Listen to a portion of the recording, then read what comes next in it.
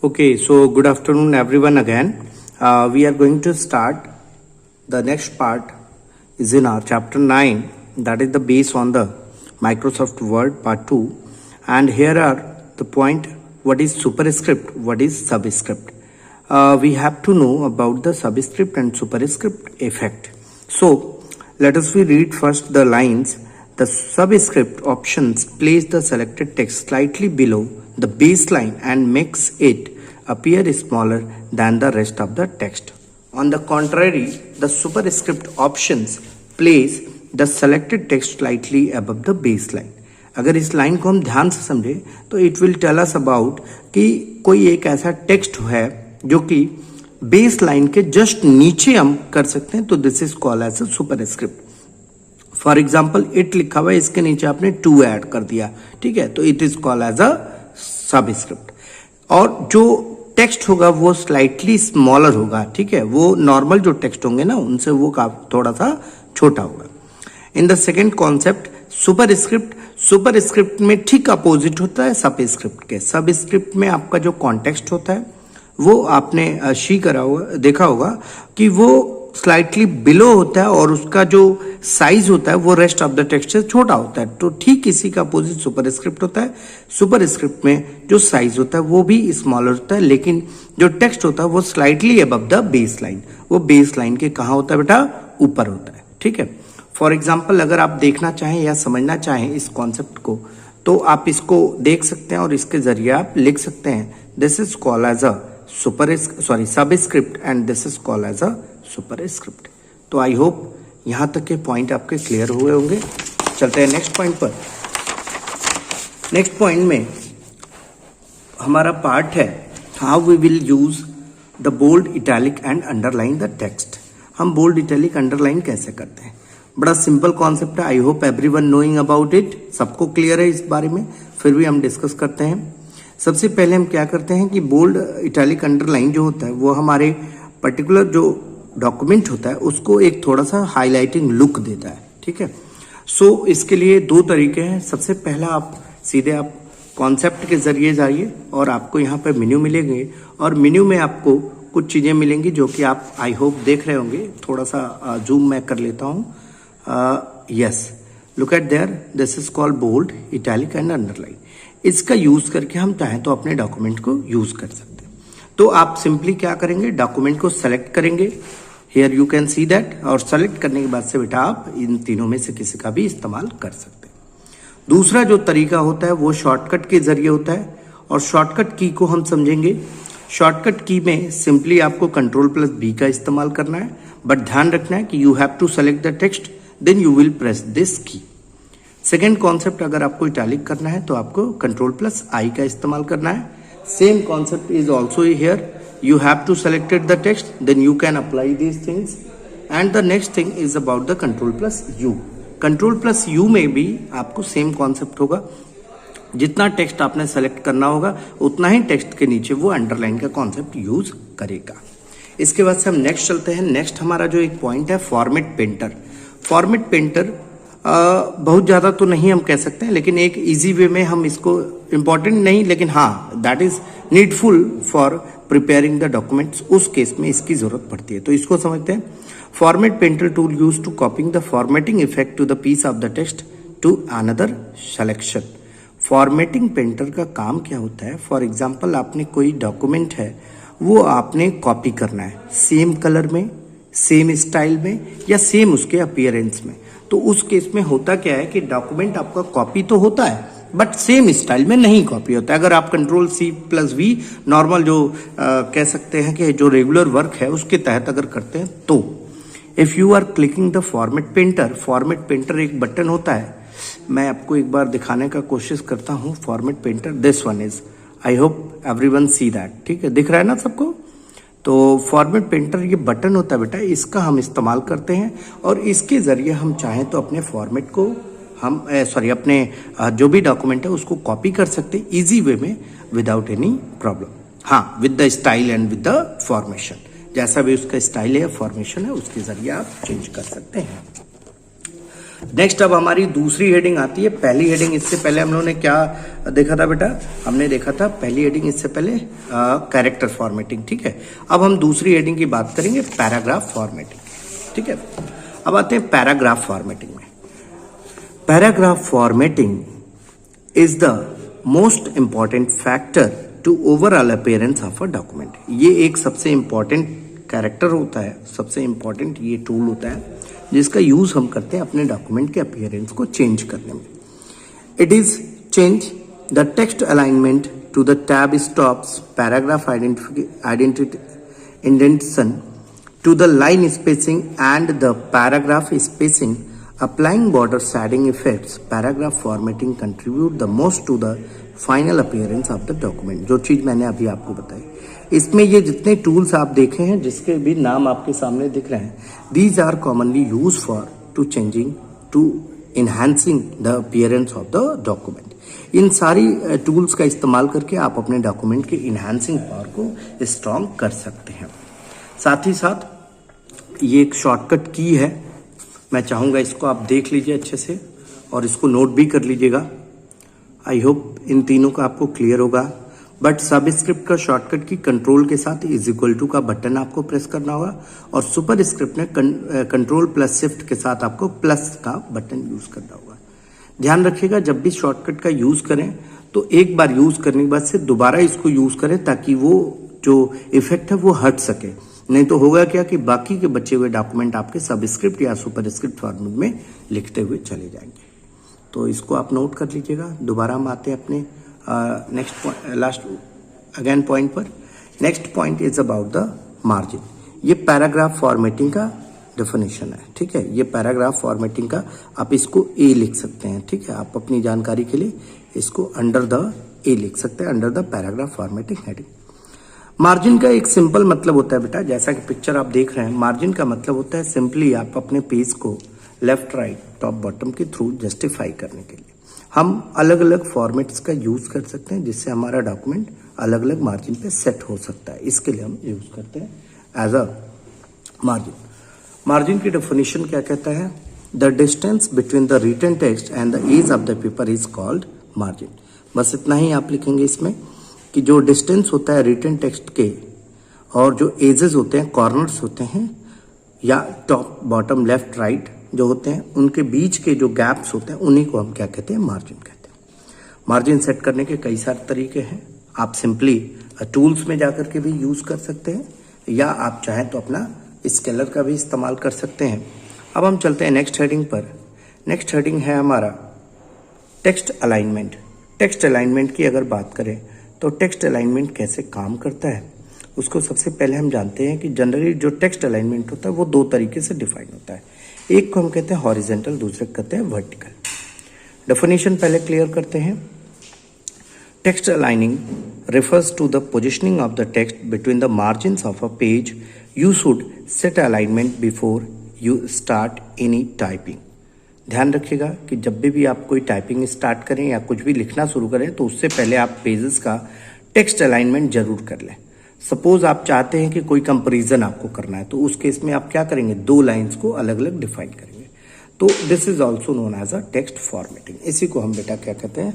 Text alignment कहते हैं या फिर टेक्स्ट हम फॉर्मेटिंग कहते हैं। तो text alignment I hope clear हुआ होगा कि दो तरीके के होते हैं। एक को हम क्या कहते हैं? हॉरिजेंटल और दूसरे क्या कहते हैं? वर्टिकल। चलते हैं हम नेक्स्ट पॉइंट पर।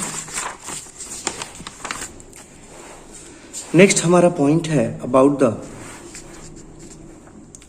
Horizontal text alignment. Horizontal text alignment की बात करें तो हॉरिजेंटल का मतलब एक सिंपल सीधा स्ट्रेट वे में, जो कि आपको ये एग्जाम्पल के जरिए दिख रहा होगा। This is called as a horizontal word alignment, क्योंकि ये सीधा सीधा लिखा हुआ है। और इसको अलाइन करने के लिए कुछ आपके सामने टूल्स भी दिए गए हैं। थोड़ा सा मैं जूम इन कर लेता हूँ। ये आपका एक तरीके से लेफ्ट अलाइनमेंट है, सेंटर है, राइट है और ये जस्टिफाई अलाइनमेंट है। तो इनके बारे में बड़ा शॉर्ट वे में छोटा छोटा डेफिनेशन भी दिया गया है। अलाइन टेक्स्ट लेफ्ट वाले केस में क्या होगा बेटा? इसमें जब भी आप चेक करेंगे ध्यान रखिएगा कि आपका जो डॉक्यूमेंट का जो ये वाला हिस्सा है इसमें लेफ्ट साइड में आपने कितना मार्जिन छोड़ रखा है, ठीक है। इसका शॉर्टकट जो होता है वो Ctrl+L होता है। दूसरा राइट की बात हो रही तो राइट का मतलब ये वाला हिस्सा आपने कितना इसमें स्पेस छोड़ रखा है। इसी तरीके से आपका सेंटर मतलब कि दोनों साइड से आपने कितना स्पेस छोड़ रखा है। और जस्टिफाई में सिस्टम ऑटो अरेंज करता है, इसमें यूजर्स का कोई रोल नहीं होता है, it will rearrange by the system.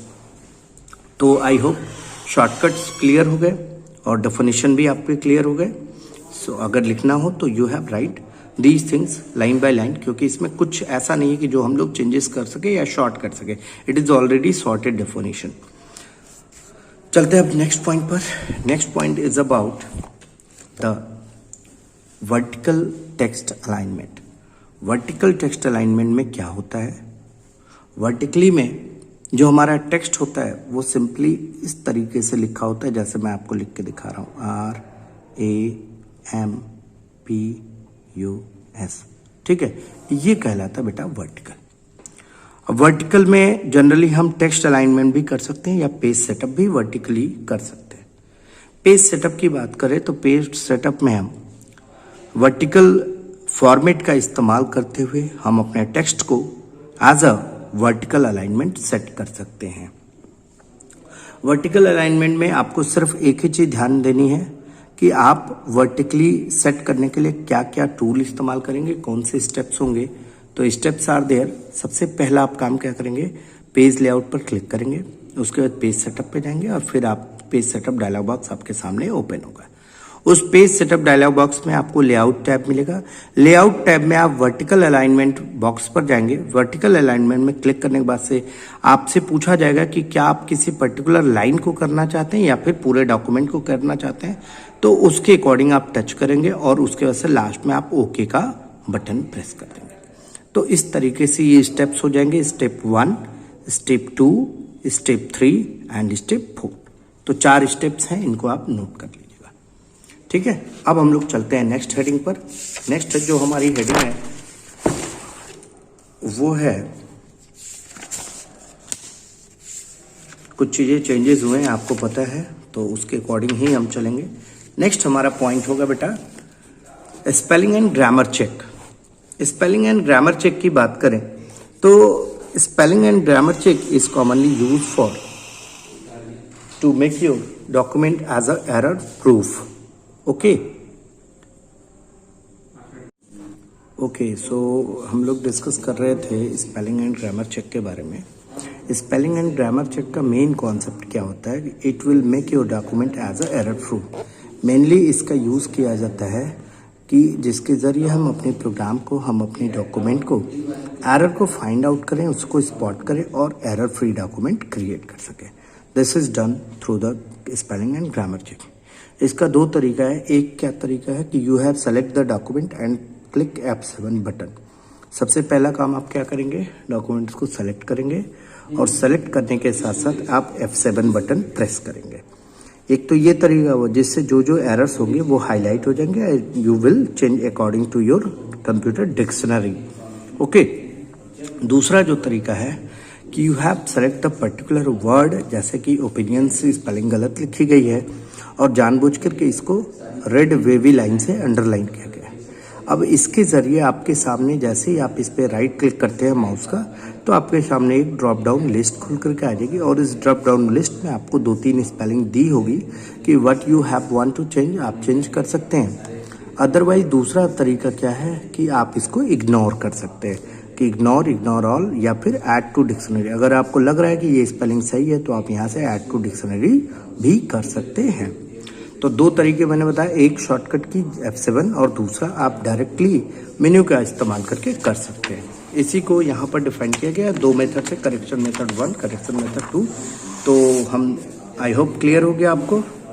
अब चलते हैं नेक्स्ट पॉइंट पर। नेक्स्ट पॉइंट एक पॉइंट है जो कि आपको जानना ज़रूरी है, that is called as a thesaurus. Thesaurus होते क्या है, सबसे पहले ये जानिए। Thesaurus are small built-in dictionary that enable you to look up synonyms, antonyms, word subtitles and the alternative spellings। ये एक तरीके से कंप्यूटर की डिक्शनरी होती है, ध्यान रखिएगा बेटा, this is as a dictionary. जो करता क्या है, हमारे डॉक्यूमेंट्स के किसी भी वर्ड से रिलेटेड सिनोनिम्स को, एंटोनिम्स को, सबटाइटल्स को या अल्टरनेटिव स्पेलिंग्स का यूज़ करता है और इसके ज़रिए हमारे डॉक्यूमेंट को एरर प्रूफ बनाने के लिए काम करता है। तो अगर सिंगल वर्ड में डिफाइन करना हो तो ध्यान रखिएगा कि थीजर्स का मेन मतलब होता है dictionary, and that is a built in dictionary. ठीक है, आप इसको भी यूज़ कर सकते हैं। जब आप मेन्यू के ज़रिए जाएंगे तो आपको इस तरीके से कोई वर्ड होगा उसको चेंज करने के लिए यहाँ पर आपको ऑप्शंस मिलेंगे और जिसके ज़रिए आप इसको यूज़ कर सकते हैं। तो आई होप यहाँ तक चीज़ें क्लियर हुई होंगी। किसी को कोई डाउट हो तो प्लीज़ पूछो, अभी पूछो। चलिए नेक्स्ट पॉइंट पर चलते हैं। Next point is about the symbols. What is symbol? अगर सिंबल की बात करें तो सिंबल आर स्पेशल साइंस, कह सकते हैं कुछ स्पेशल साइन होते हैं, उसी को हम सिंबल्स कहते हैं। अब डेफिनेशन के जरिए अगर लिखना हो तो आप लिख सकते हैं, you must have seen the some special character in the documents which are not available to the standard keyboard.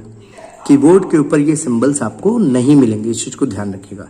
In computer terminology such as a special character are called symbol. इसी को हम क्या कहते हैं बेटा? सिंबल्स कहते हैं। दूसरे अगर डेफिनेशन के टर्म में हम चाहें तो समझ सकते हैं कि a particular mark that represent the some pieces of information are called symbols. कुछ ऐसी इंफॉर्मेशंस, कुछ ऐसा एक शॉर्ट नॉलेज जिसके जरिए आप चाहें तो इंफॉर्मेशंस को रिप्रेजेंट कर सकते हैं, and that is called as a symbols. इसी को हम क्या कहते हैं बेटा? सिंबल्स कहते हैं। What is symbol? How to insert the symbol? अगर इस चीज़ को जानना हो तो इसके लिए आप क्या करेंगे, आप सिंपली अपने मेन्यू बटन में जाएंगे। मेन्यू बटन में आप जा करके वहाँ से आपको होम बटन के अंदर आपको सबसे लास्ट में आपको सिंबल करके ऑप्शन मिलेगा। उस सिंबल ऑप्शन पर जैसे ही क्लिक करेंगे आपके सामने इस तरीके से एक टैब ओपन होकर के आएगा और यहाँ से अप्रोप्रिएट सिंबल्स को आप यूज़ कर सकते हैं। फॉर एग्जाम्पल कोई भी आप सिंबल चाहें यहाँ से क्लिक करें और यहाँ से इंसर्ट बटन पर प्रेस कर सकते हैं, जिससे कि ये सिंबल आपको इजीली यूज़ हो जाएगा।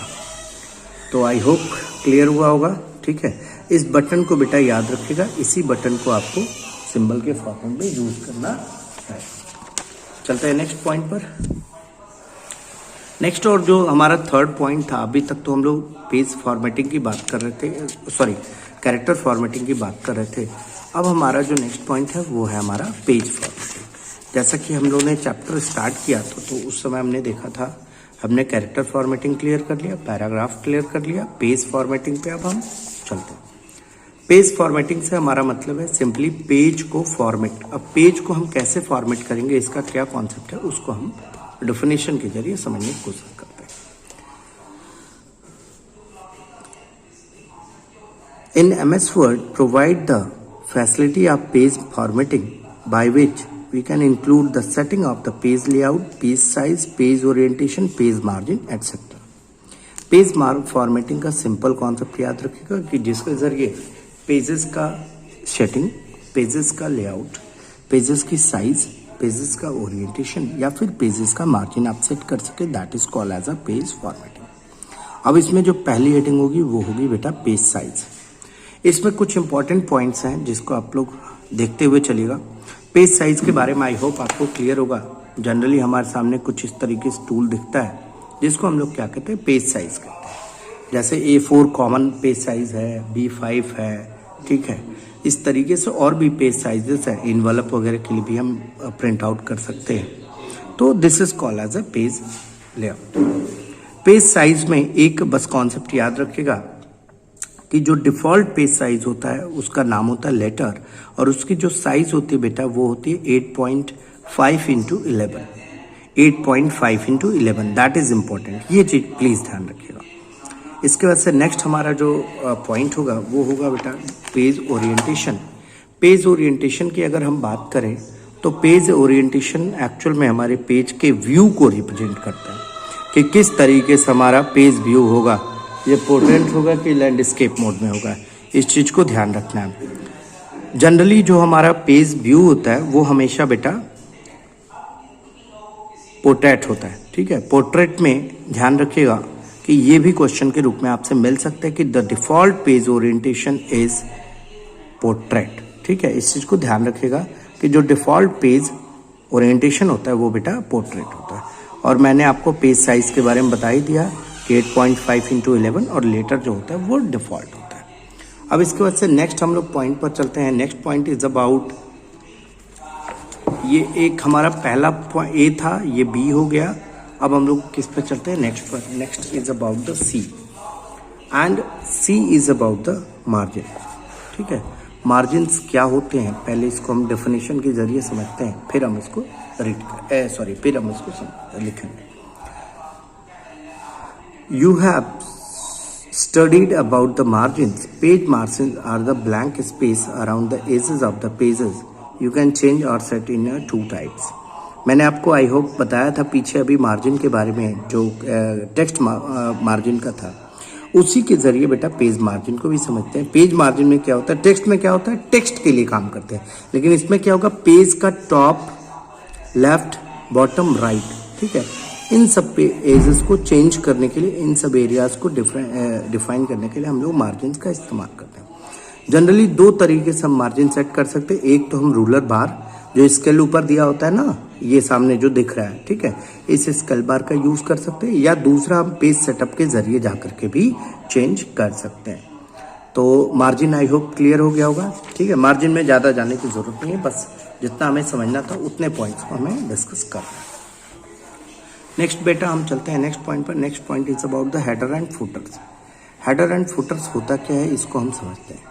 सबसे पहली चीज कि हेडर से आई होप आपको क्लियर हो रहा होगा कि एक पेज है, उस पेज का जो सबसे ऊपरी हिस्सा है उसको हम कहते हैं हेडर, और एक जो पेज है जिसका सबसे नीचे का हिस्सा है इसको हम क्या कहते हैं बेटा, फुटर।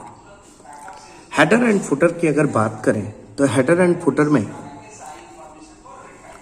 जो पेजेस के जनरली पेज नंबर्स होते हैं, या उस पर्टिकुलर कंपनी का लोगो होता है, उस पर्टिकुलर कंपनी का वेबसाइट एड्रेस होता है, या कुछ इस तरीके के टूल्स होते हैं जिनका कि आप इस्तेमाल कर सकते हैं अपने पेज में हेडर एंड फुटर्स को लगाने के लिए। दूसरी चीज, हेडर एंड फुटर्स का एक बार आपने यूज़ किया तो बार बार हर पेज पर आपको जाने की ज़रूरत नहीं है। आपने एक बार इसको अप्लाई कर दिया, आपके हर पेज पर ये ऑटोमेटिकली अपडेट होता रहेगा। ठीक है, तो चलिए इसको एज अ डेफिनेशन समझते हैं। Header and putters is present at the top of the page and the bottom of the page for the page number. It is also used for the inserting the page title, the book's name, the chapter name. As for the header, this is known as a header and footer.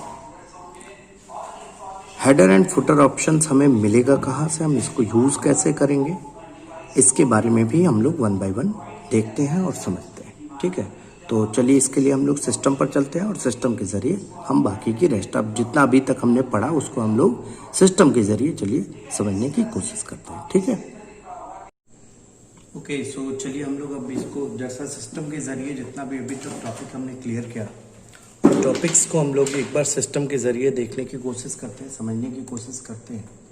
तो सबसे पहले आप क्या करेंगे, MS word open करेंगे। Word open करेंगे तो word में आपको एक ब्लैंक डॉक्यूमेंट खोल लेना है, और सबसे पहला जो हम लोगों ने टॉपिक डिस्कस किया था वो सबस्क्रिप्ट या सुपरस्क्रिप्ट का किया हुआ था। थोड़ा सा मैं फॉन्ट को थोड़ा सा मैं इंक्रीज भी कर देता हूँ ताकि आपको दिखाई भी दे ईजिली। तो इसको हम लोग कर लेते हैं 36 पर। अब लिखते हैं, फॉर एग्जाम्पल हम साइंस का कोई भी एक लिखते हैं H2O। वेट, आई हैव, अच्छा ये सॉरी यहाँ पर ये एक वैल्यू गड़बड़ हो गई, इस वजह से प्रॉब्लम क्रिएट हो गई थी। हाँ, अब क्लियर हुआ।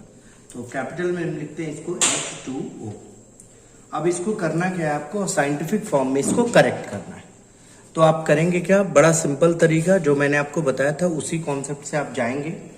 आप सबसे पहले लिखेंगे H, उसके बाद से शॉर्टकट कीज आप प्रेस करेंगे। शॉर्टकट की आई होप याद होगा, मैंने आपको बताया था control plus is equal to का बटन आप प्रेस करेंगे। तो हम लोग कंट्रोल और प्लस इज इक्वल टू हमने बटन प्रेस किया। आप अगर गौर से देखेंगे तो आई होप आपको दिख रहा होगा कि जो आपका कर्सर है वो उसका पोजीशन आप देखिए चेंज हो चुका है। तो हमने दोबारा 2 प्रेस किया, साइज भी आई होप स्मॉलर आपको दिख रही होगी एच के regarding, and then we have press the O button. अब देखिए कहाँ गलती हमसे हो रही है, हमने ओ भी प्रेस किया, O is similar with them. तो अब क्या होगा, ये हमारा फिर जो भी हम लिखेंगे ये सारा सारा बिलो द बेस लाइन चला जाएगा। तो बेटा इसको हमें हटाना है। अब दोबारा आप सेम प्रोसेस करिए, control plus is equal to का बटन दबाइए और आप फिर दोबारा ओ प्रेस करिए। देखिए हो गया। तो आई होप ये चीज आपके क्लियर हुई होगी माइंड में। अब हम चलते हैं दूसरे पॉइंट पर। दूसरा पॉइंट हमारे पास था सुपरस्क्रिप्ट, हमने सबस्क्रिप्ट को समझा। इसके आगे मैं लिख भी दे रहा हूं ताकि आपको और इजी वे में क्लियर रहेगा। That is called subscript. ठीक है, इसके बाद से हम नेक्स्ट चलते हैं। नेक्स्ट हमारा है बेटा सुपरस्क्रिप्ट। सुपरस्क्रिप्ट में for example 2 to the power 3 हमें लिखना है। ठीक है, अब 2 to the power 3 लिखने के लिए हम क्या करेंगे, सबसे पहले हम 2 एज इट इज लिखेंगे, उसके बाद शॉर्टकट की का इस्तेमाल करेंगे। शॉर्टकट की में क्या आपको बताया था मैंने, आपको simply control plus shift plus plus का इस्तेमाल करना है। तो कंट्रोल मैंने प्रेस किया, फिर शिफ्ट मैंने प्रेस किया, फिर हमने प्लस का इस्तेमाल किया।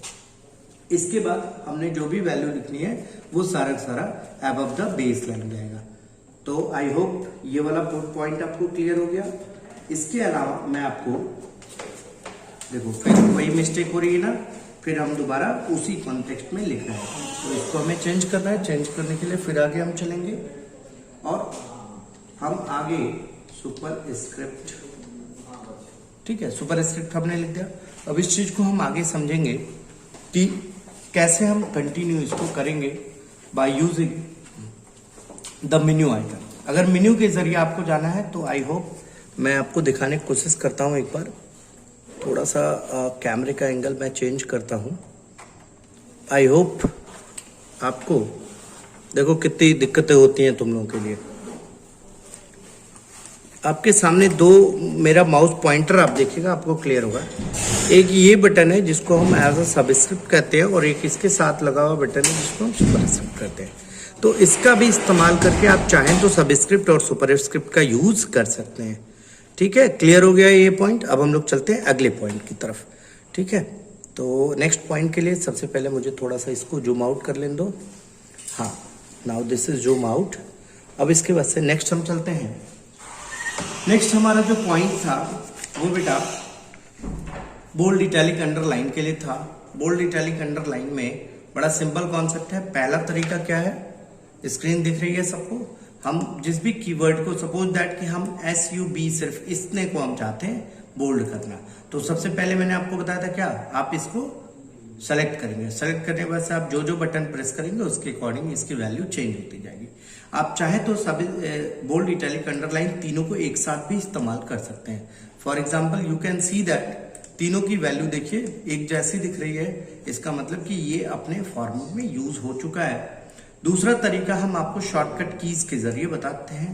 मैं शॉर्टकट की 1 by 1 प्रेस करूंगा और वैल्यू बदल लेगी, क्योंकि आप देखिए माउस पॉइंटर मैंने छोड़ा हुआ है। तो कंट्रोल प्लस B मैंने प्रेस किया, आप देखिए वैल्यू चेंज हो गई। कंट्रोल प्लस U मैंने प्रेस किया, अंडरलाइन हो गया। और कंट्रोल प्लस U मैंने प्रेस किया। इसके बाद से एक हमारे पास और बच गया शॉर्टकट। कौन सा बचा हुआ बेटा, please? Yes, that is I। तो कंट्रोल प्लस I मैंने प्रेस किया, तो ये हमारा चेंज हो गया। तो I hope bold italic underline भी एवरीवन क्लियर।